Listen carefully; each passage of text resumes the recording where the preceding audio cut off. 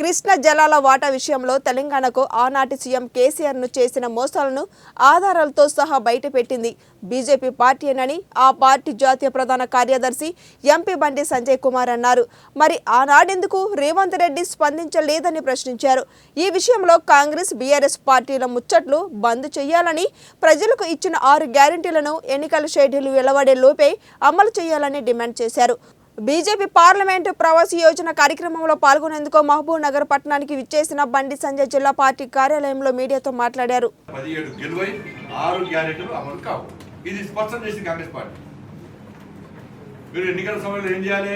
Assembly ఎన్నికల సమయంలో మాకు అధికారం ఇవ్వాలి. అసెంబ్లీలో ప్లస్ పార్లమెంట్ లో కూడా 17 స్థానాలు గెలిపిస్తేనే ఈ 6 గ్యారెంటీలు అమలు చేస్తాం. ఎన్నికల ముందే చెప్పాలి. నమ్మించి మోసం చేయడంలో కాంగ్రెస్ పార్టీ తిట్టాలి. కర్ణాటకలో ఏ విధంగా మోసం చేశారు, గ్యారెంటీలు ఇచ్చి అధికారం తీసుకోవడానికి ఎట్లా మోసం చేశారు. తెలంగాణ రాష్ట్రంలో కూడా 6 గ్యారెంటీలు ఇచ్చి అధికారాన్ని చేజించుకొని వారు ప్రజలను మోసం చేసే ప్రయత్నం కాంగ్రెస్ పార్టీ చేస్తున్నది. కాబట్టి ఏది ఏమైనప్పటికీ కూడా కాంగ్రెస్ పార్టీ క్యాడర్ కూడా బీఆర్ఎస్ పార్టీ క్యాడర్ మేము అప్పీల్ చేస్తున్నాం. మీరు దయచేసి దేశం పరిస్థితులు అర్థం చేసుకోండి. ఈ తెలంగాణ రాష్ట్రం కొన్ని ఆశయాల కోసం, కొన్ని లక్ష్యాల కోసం ఏర్పడి తెలంగాణ రాష్ట్రం ఆ ఆశయానికి నెరవేరలే, ఆ లక్ష్యాన్ని చేరలే. కాబట్టి అవి తీరాలంటే, అవి చేరాలంటే, ఆశయం సిద్ధించాలంటే ఈ తెలంగాణ రాష్ట్రంలో భారతీయ జనతా పార్టీ ఎంపీలు గెలవాలి. ఆ గెలిపించడంలో BRS party, Congress party cadre కూడా మాకు సహకరించాలని చెప్పి మేము అప్పీల్ చేస్తున్నాం.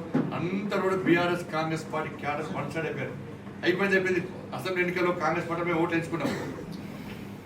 బీఆర్ఎస్ పార్టీ మామూలు ఓడిపోయారు. కానీ ఈసారి మాత్రం